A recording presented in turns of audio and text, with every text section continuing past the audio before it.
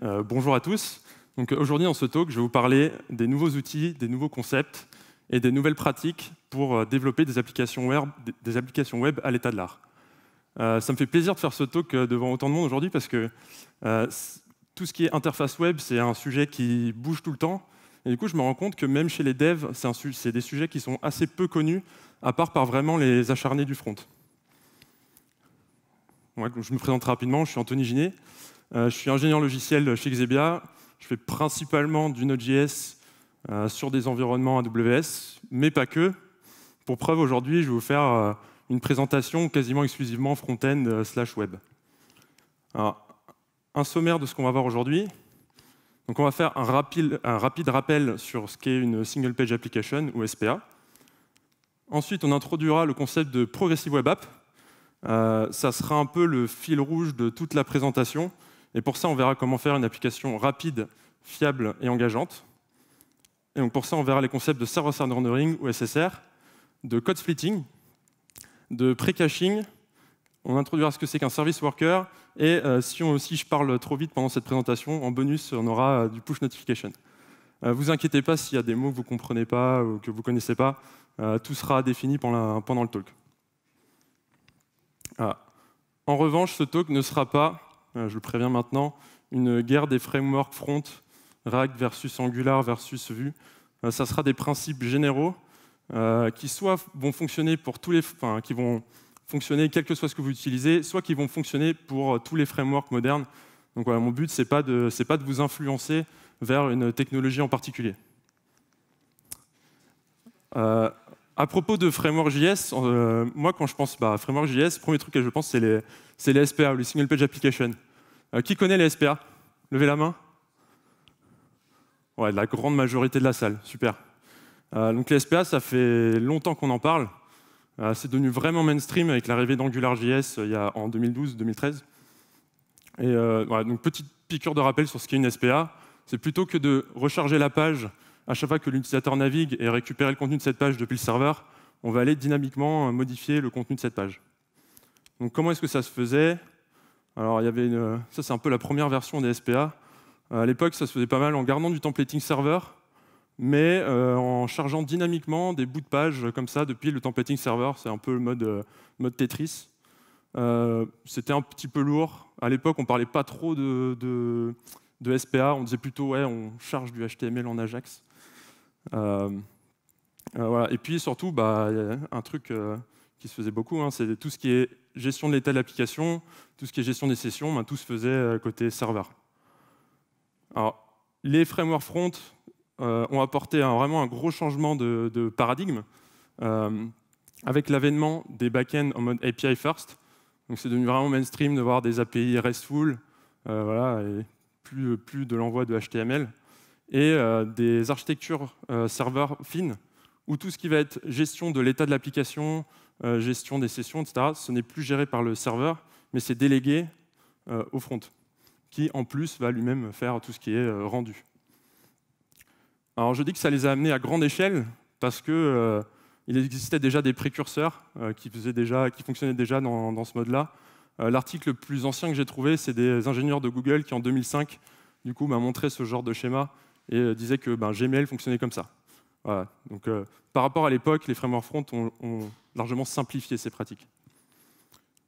Alors, le mode SPA, comme ça, c'est une énorme amélioration pour proposer des expériences riches et dynamiques, mais ça ne les empêche pas, de venir avec leur lot de problèmes par rapport à du rendu serveur classique, et en plus d'avoir des limitations qu'elles ont en commun. Donc, voilà. Par rapport au rendu serveur, on a un premier rendu qui est lent. C'est logique, parce que le rendu serveur, on récupère le HTML tout de suite, et voilà, on peut l'afficher tout de suite à l'utilisateur. Alors que quand on est en mode SPA, on récupère le HTML qui est quasiment vide, on va télécharger le JS, on va l'exécuter. Ensuite, cette exécution, ça va faire des appels dynamiques qui vont aller remplir le DOM de manière dynamique. Donc, voilà. C'est un peu le syndrome de la page blanche ou du loader qu'on a eu pendant longtemps avec les SPA. Ça pose historiquement des problèmes niveau référencement. C'est un petit peu moins vrai aujourd'hui, puisque les crawlers de Google sont assez intelligents pour naviguer dans une SPA. Mais voilà, historiquement, c'était un problème. Et puis une taille du JavaScript qui est beaucoup plus grande.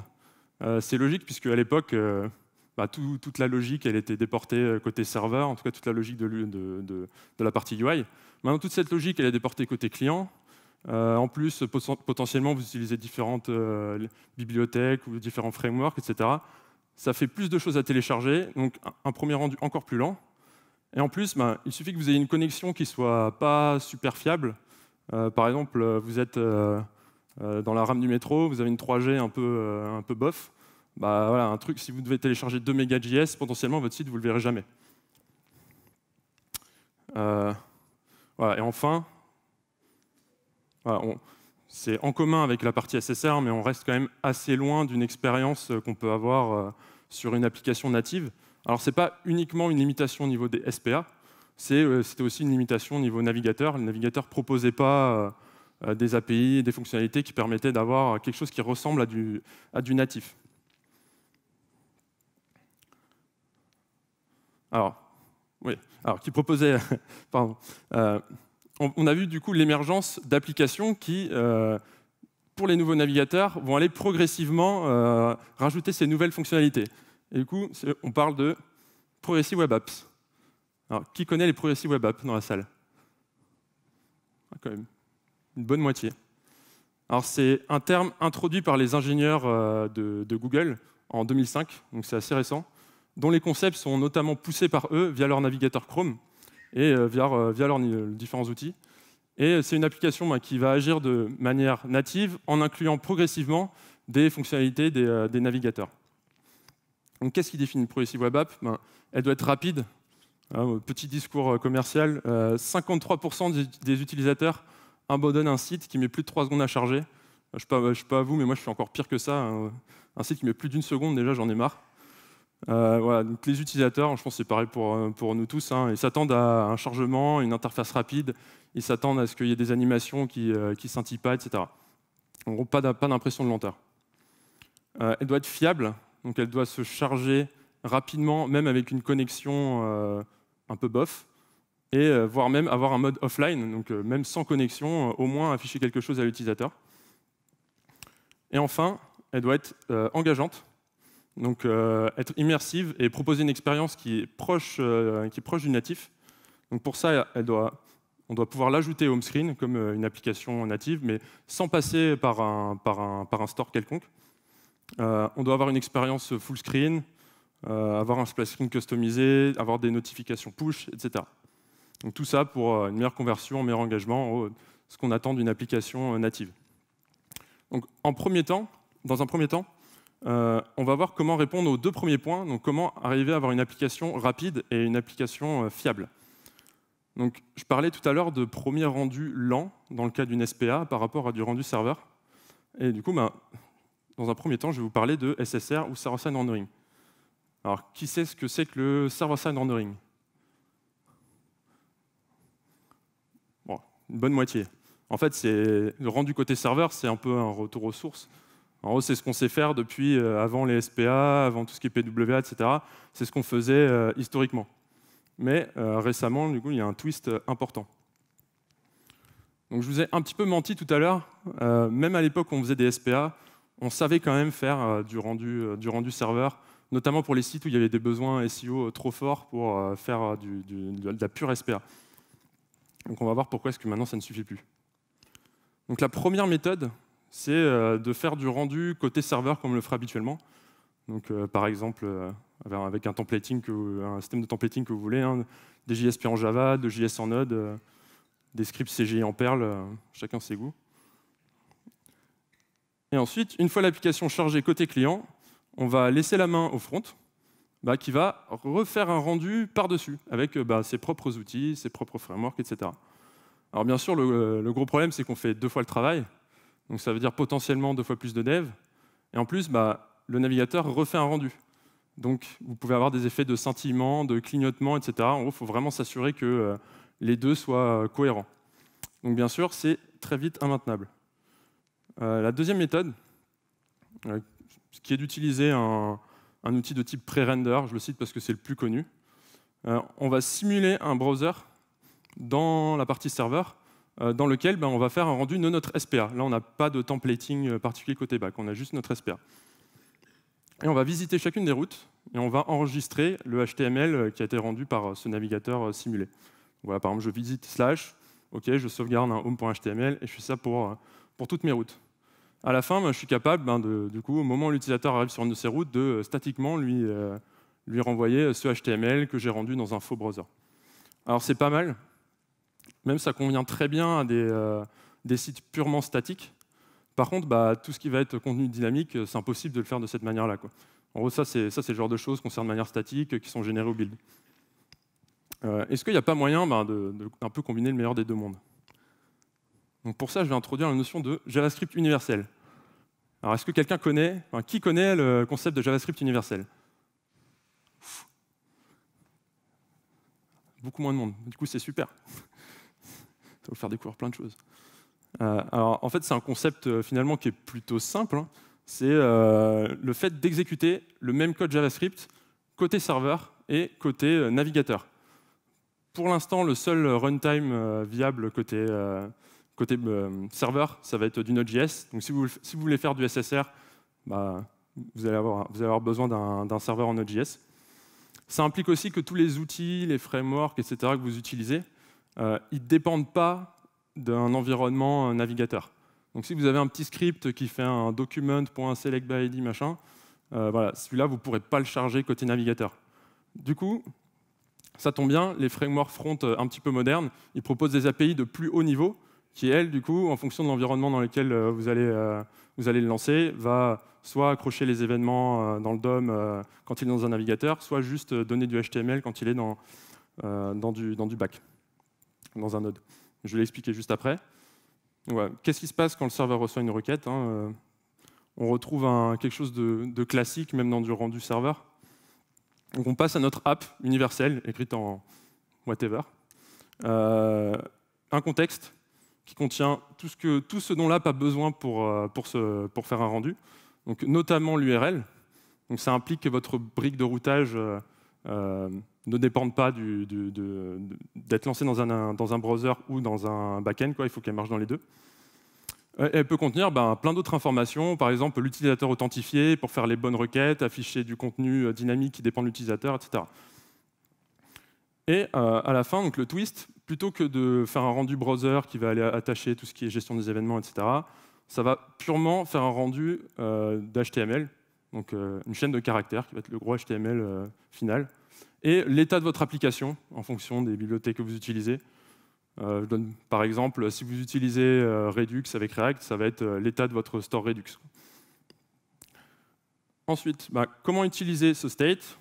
Ça va vous paraître peut-être bizarre, même un peu moche pour ceux qui n'ont pas l'habitude.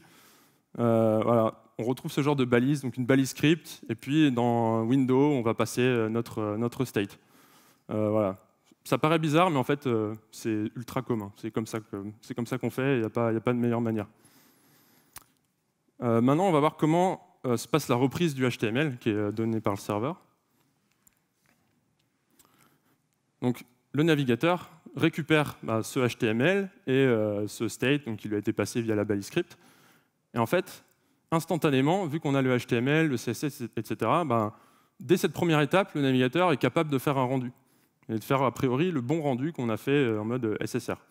Donc, on n'a plus le problème qu'on avait tout à l'heure avec les SPA. Donc, on aimerait quand même ensuite retrouver un mode SPA classique. Donc, après téléchargement du JS, on a notre application qui se lance et qui va faire une étape qu'on appelle une étape d'hydratation.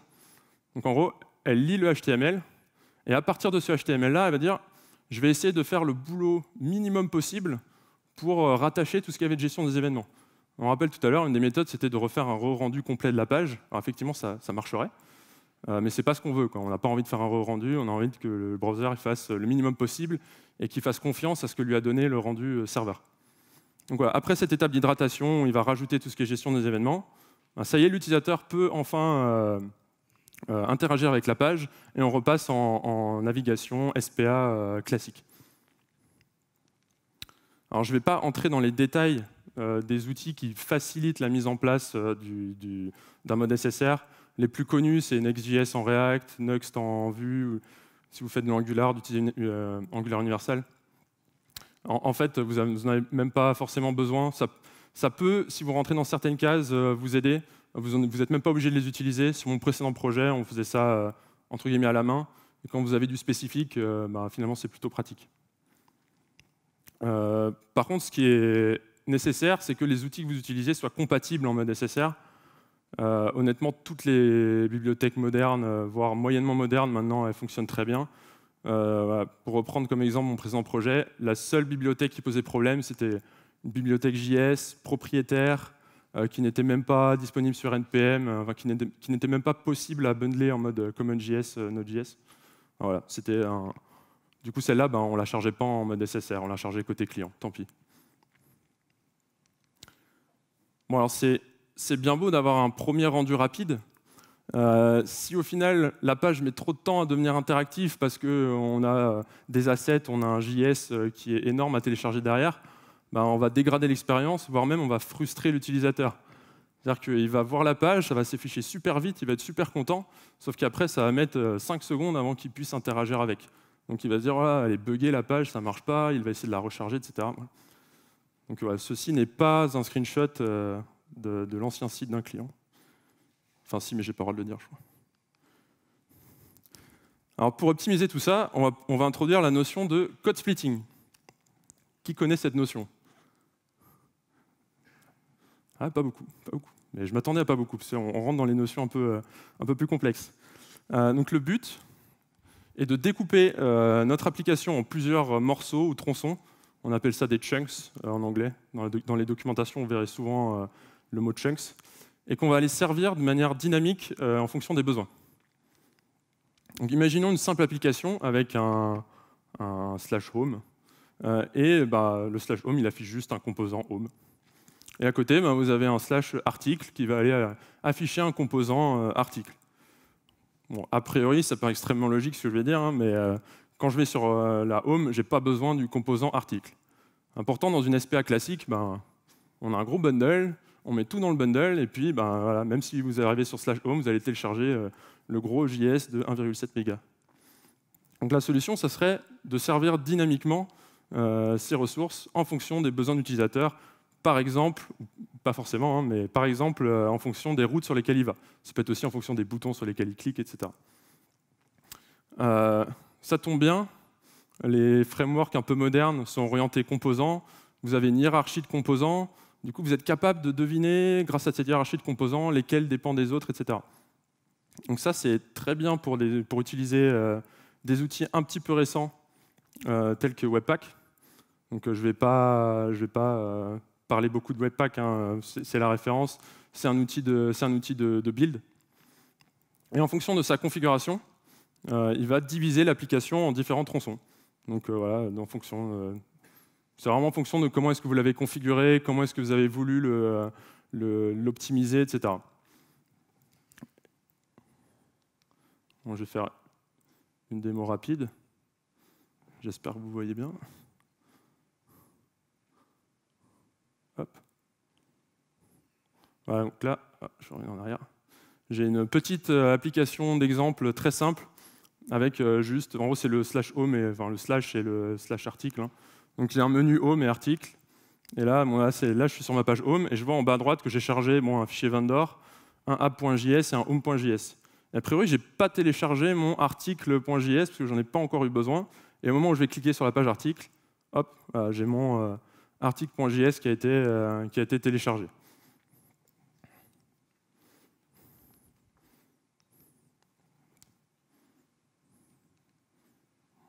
Hop, ok. Alors, c'est super, on est capable de charger dynamiquement des tronçons de notre application. Ça permet d'avoir un premier chargement qui est rapide, mais c'est un petit peu au détriment des chargements suivants. C'est-à-dire que c'est bien quand vous avez téléchargé toute votre application d'un seul coup, quand vous allez naviguer dedans, tout sera déjà téléchargé. Alors que là, par exemple, ma page article, faut que j'attende que ça ait téléchargé le JS de l'article avant de pouvoir afficher la page. Donc voilà, vous allez avoir un premier rendu plus rapide, mais une navigation qui potentiellement est plus lente. Alors, il existe une solution à ça, qu'on appelle du prefetching ou du pre-caching. Quelqu'un connaît? Plus, bon, c'est bien. Donc c'est le fait de télécharger en arrière-plan des ressources dont on va avoir besoin plus tard. Alors il existe une première solution simple qu'on peut utiliser depuis déjà pas mal de temps. c'est d'utiliser une balise link avec un attribut rel à prefetch ou à preload. Je ne vais pas m'attarder sur cette solution, il y a plein de très bons articles dessus. Je ne m'attarde pas pour une raison simple, c'est qu'elle ne permet pas de faire une chose essentielle et qu'il existe une méthode plus moderne. C'est notre mode offline. Donc, on aimerait quand même avoir un mode offline, et ce n'est pas quelque chose que permet la balise link. Donc pour ça, on n'a pas 36 solutions. Je vais être obligé de vous introduire la notion de service worker. Est-ce que quelqu'un connaît les service workers? Ouais, à peu près la moitié de la salle. Donc, un service worker, c'est en gros, très simplifié, un thread JavaScript différent du main thread et qui peut communiquer avec le thread, du coup ce main thread du navigateur. Contrairement au main thread, il n'a pas accès à toute l'API du DOM, etc. Donc si jamais il doit faire des manipulations sur le DOM, c'est forcément en communiquant avec le main thread. Par contre, il a d'autres avantages, il a d'autres atouts, et il y en a un qui, dans l'immédiat, nous intéresse tout particulièrement, c'est qu'il est capable d'intercepter les requêtes du navigateur. Donc en gros, là, j'ai un navigateur qui veut fetcher un chunk. Derrière, c'est par l'intermédiaire du service worker, le navigateur va récupérer ce chunk en ayant fait le service worker. C'est lui qui va gérer l'appel, qui va vraiment gérer l'appel derrière au serveur en mode proxy. Du coup, entre les deux, vous pouvez faire un petit peu ce que vous voulez, y compris utiliser du cache. Donc aller mettre en cache la réponse du serveur. Et si jamais vous êtes offline, vu que c'est un proxy, en fait, vous êtes capable un peu de feinter le navigateur. Le service worker dit « Ok, c'est bon, j'ai les données, t'inquiète, tout va bien ». C'est simplifié. Hein. Le navigateur, en soi, il n'est pas vraiment dupe, il sait qu'il est en mode offline, etc. Mais il joue le jeu. S'il reçoit une réponse du service worker, il considère qu'il est online. Alors, pour rappel, on voulait faire fonctionner notre application en mode offline, mais tout à l'heure, on a parlé de code splitting. A priori, ça paraît dur de faire les deux à la fois, parce que si on a du code splitting, ça veut dire qu'on n'a qu'un seul bout de notre application, mais si on a du mode offline, il faut que toute notre application soit déjà prête. Donc ça veut dire qu'on doit mettre en cache toute notre application dans un service worker. Donc, comment est-ce qu'on fait ça? Donc, un service worker, c'est du JavaScript, et lui, ce bout de JavaScript, il a le droit de faire des requêtes. Donc à partir de là, en fait, on peut faire un petit peu ce qu'on veut. C'est nous qui avons la main sur le service worker, on peut l'écrire, on peut faire toutes les requêtes qu'on veut dessus. Donc pourquoi pas, tout simplement, aller récupérer tous les tronçons de notre application en arrière-plan et les mettre dans du cache pour pouvoir les récupérer plus tard. C'est exactement les pratiques un peu modernes qui sont faites et qui sont implémentées par une librairie assez connue de Google, qui n'a pas de logo, mais qui s'appelle SW Precache. Donc cette librairie va vous générer un service worker depuis des pans de votre application. Elle a un plugin Webpack associé pour ceux qui font du Webpack, ce qui est vachement avantageux parce que Webpack, c'est lui qui va générer vos chunks. Du coup, en gros, Webpack sait déjà quoi renseigner à cette librairie. Je vais faire une petite démonstration du pre-caching. Voilà, donc là, je charge ma page. J'arrive pour la première fois et on voit que par rapport à tout à l'heure, il y a beaucoup plus de choses qui sont téléchargées. Notamment, je ne sais pas si vous voyez à la 6e ligne, il y a un article.js qui est venu se télécharger en arrière-plan. Donc si je navigue dans la page article, hop, voilà. Là on peut voir en size, au lieu d'avoir vraiment la taille du JS, en gros j'ai un message qui me dit « Ah, je l'ai récupéré depuis le service worker ». Et alors je vais faire une deuxième démonstration du coup qui maintenant vous prouve que ça fonctionne en mode offline. C'était le but original. Donc là, je reviens sur cette application. Alors, ça ne se voit pas très bien, mais en haut à droite, en gros, il y a le petit offline qui est coché. Hop, je charge, et voilà, j'ai tout qui a marqué là dans la colonne size from service worker. Donc tout a été récupéré depuis le service worker, et j'ai un mode offline, je suis capable de naviguer dans mon application.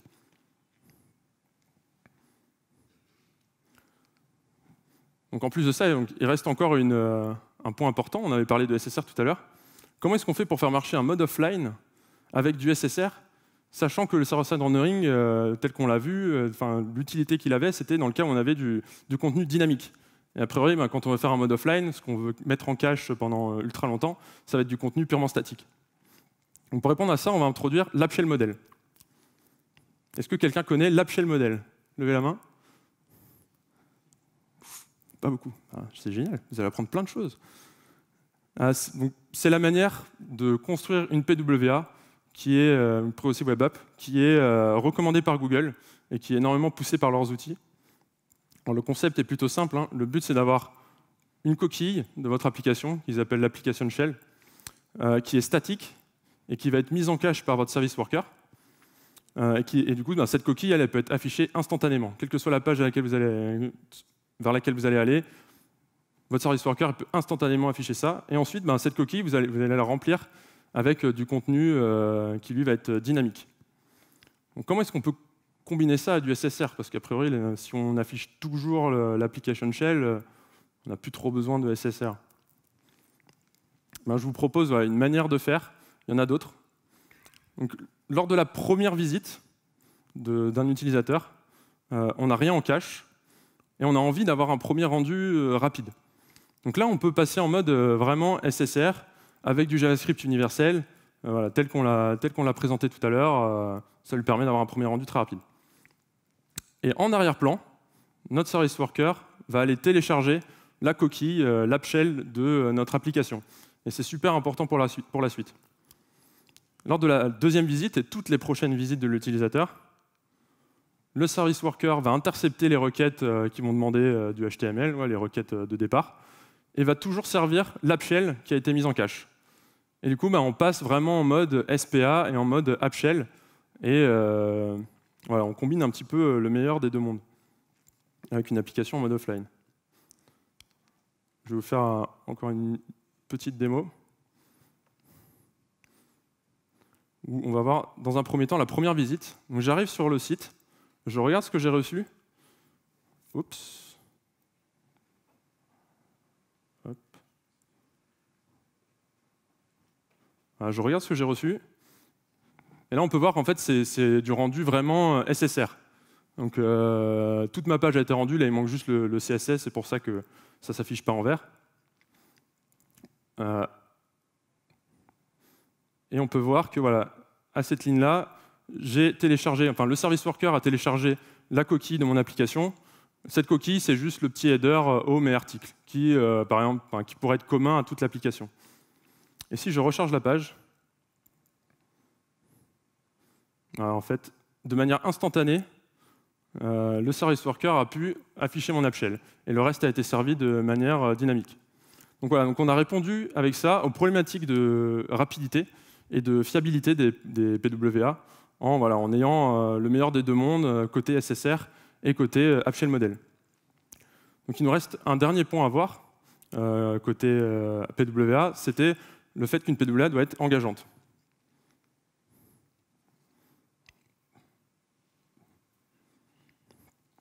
On rappelle qu'une PWA, c'est aussi proposer une expérience proche du natif, avec l'ajout home screen, un splash screen, le fait de cacher l'URL, donc avoir une expérience full screen, changer la couleur de la status bar et de la toolbar, avoir des notifications push, etc. Alors, si vous voulez avoir tout ça, vous allez avoir besoin de servir sur votre site un fichier manifest.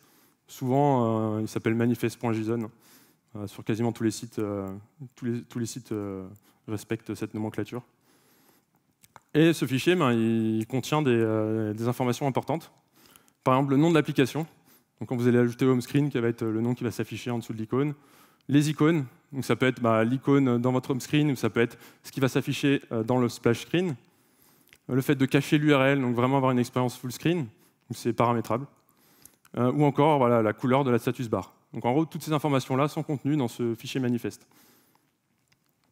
Je vais vous prendre comme exemple l'application Twitter, parce que c'est un excellent exemple de Progressive Web App moderne.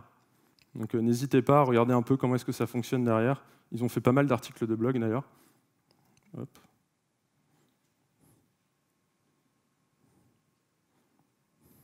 Donc j'arrive sur la PWA Twitter. Déjà, on peut voir que j'ai une belle AppShell qui vient s'afficher. Il y a un petit message qui me propose d'ajouter Twitter à l'écran d'accueil. J'accepte. Voilà. Voilà, il a été ajouté à mon écran. Du coup, hop, je peux cliquer dessus. J'ai un splash screen custom, qui est celui-là, une app shell, et on voit que j'ai plus l'URL qui est au-dessus, et j'ai une status bar customisée, avec une couleur custom. Donc voilà le genre d'expérience qu'on peut proposer avec une app shell, avec une PWA un petit peu moderne. Alors, ça tombe bien, il me reste un petit peu de temps. Donc je vais pouvoir vous parler des push notifications, finalement. Est-ce que quelqu'un sait comment marchent les push notifications côté web? En haut, en mode sans avoir les applications ouvertes. Quelques-uns, ok. C'est super, ça fait, hein, vous allez apprendre plein de choses. Alors, je vais faire une explication, on va dire, extrêmement simplifiée.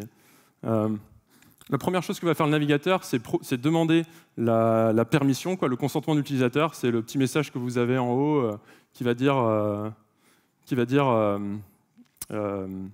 est-ce que vous voulez accepter les notifications ou pas. Une fois que ce consentement est donné, le navigateur va générer une paire de clés, une clé privée et une clé publique. Et il va donner cette clé publique ainsi qu'une URL qu'il aura générée à qui veut. Donc généralement, vous allez stocker ça sur votre serveur. Et c'est cette URL qui va vous permettre d'aller envoyer des messages à un utilisateur. Donc au moment où vous avez envie d'envoyer une notification, côté serveur, ce que vous allez faire, c'est que vous allez chiffrer ce message, l'envoyer à une URL, et en fait, derrière cette URL, ça va l'envoyer à ce qu'on appelle un push service. Donc c'est un service qui est gracieusement proposé par ceux qui font les navigateurs. Donc si vous utilisez Firefox, ça va taper le push service de Mozilla. Si vous faites ça sur Edge, ça va taper le push service de Microsoft. Et derrière, eux, ils arrivent à se débrouiller pour l'envoyer à la bonne personne. Donc ils vont envoyer le message qui a été chiffré avec la clé publique, et le navigateur va se débrouiller avec sa clé privée pour le déchiffrer. Derrière, c'est un service worker, ils sont vraiment partout,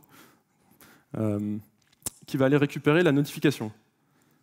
Donc, ça veut dire qu'il y a du code qui tourne en arrière-plan dans votre mobile, même quand vous n'avez pas Chrome d'ouvert. C'est là qu'on touche un petit peu aux limites du web et des progressive web apps, parce que si vous faites du développement sur iOS, tout ce qui va être code en background, c'est pas possible. Donc, tout ce qui va être notification push et d'autres choses telles que du background sync, etc., des choses un petit peu avancées qui vont faire tourner du code en background, ça ne va pas être possible sur de l'iOS. Mais voilà, je ne perds pas espoir. Je suis sûr que les standards du web, ça va cartonner, y compris sur mobile. Donc, Steve Jobs le disait même en 2010, les standards ouverts tels qu'HTML5 gagneront sur les devices mobiles. Merci.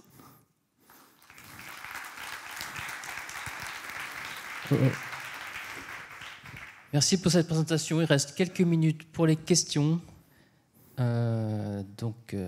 Florian, là, dans la salle, va dispatcher le micro. Des questions? Par là.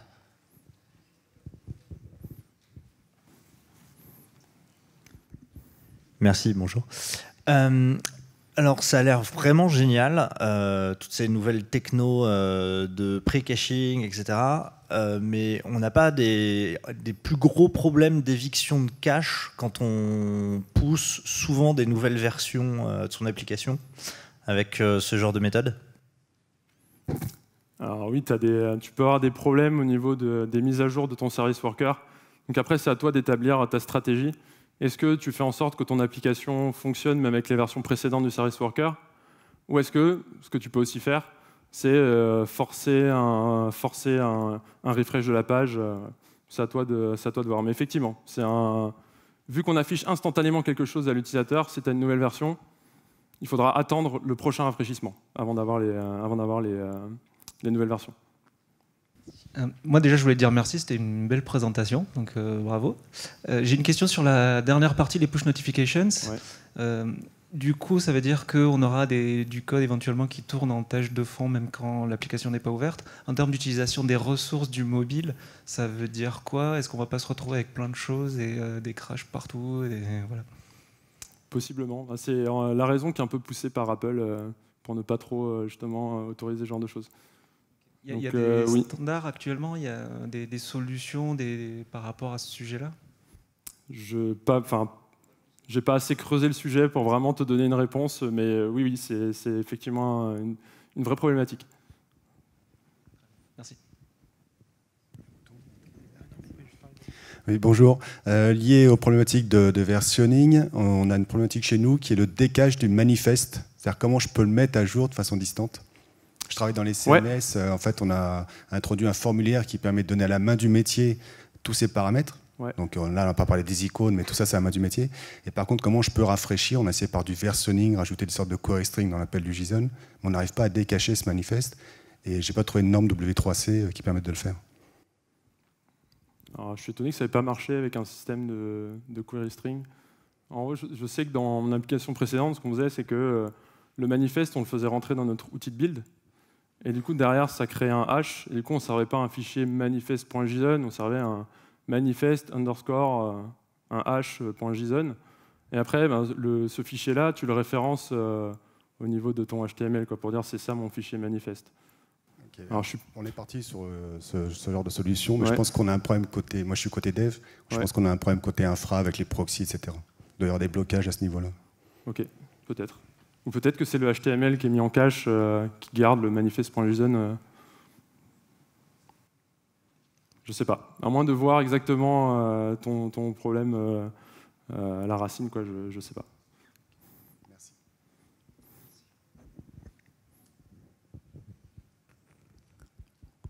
Encore une petite question.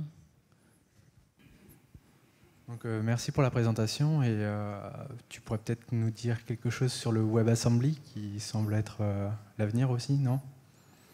C'est pas un sujet que j'ai creusé, que je comptais creuser aujourd'hui. Donc, alors j'ai mon avis personnel. Effectivement, je pense que ça va exploser, mais quand, on ne sait pas. J'ai pas creusé plus le sujet que ça.